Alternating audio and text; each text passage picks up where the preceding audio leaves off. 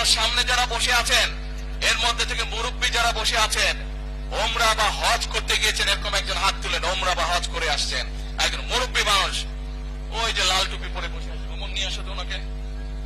আপনি আসেন দেখি সামনে, সামনে আসেন, আমার কাছে আসেন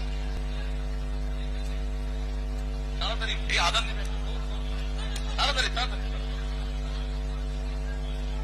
আসসালামু আলাইকুম, কি নাম আপনার? ওই এইদিকে বলেন, বাড়ি কই? সুনামগঞ্জ। বাড়ি সুনামগঞ্জ।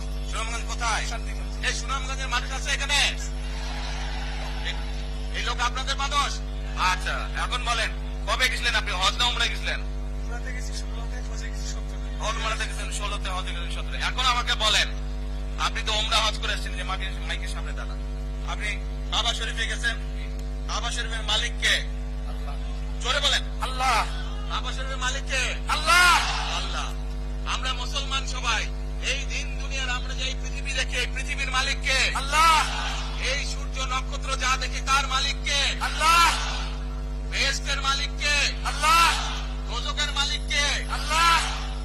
আচ্ছা, দাঁড়ান এবার, আপনি বসেন।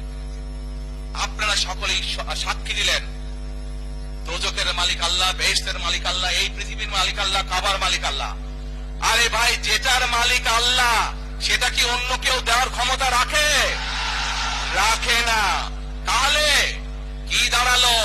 নির্বাচনের আগেই একটি দল এই দিব ওই দিব বলছে, টিকিট দিব বলছে না?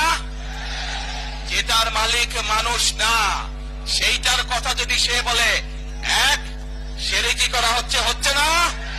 যার মালিক আল্লাহ, যার অধিকার শুধু আল্লাহর একমাত্র, সবকিছুর অধিকার উপরে আল্লাহর অধিকার।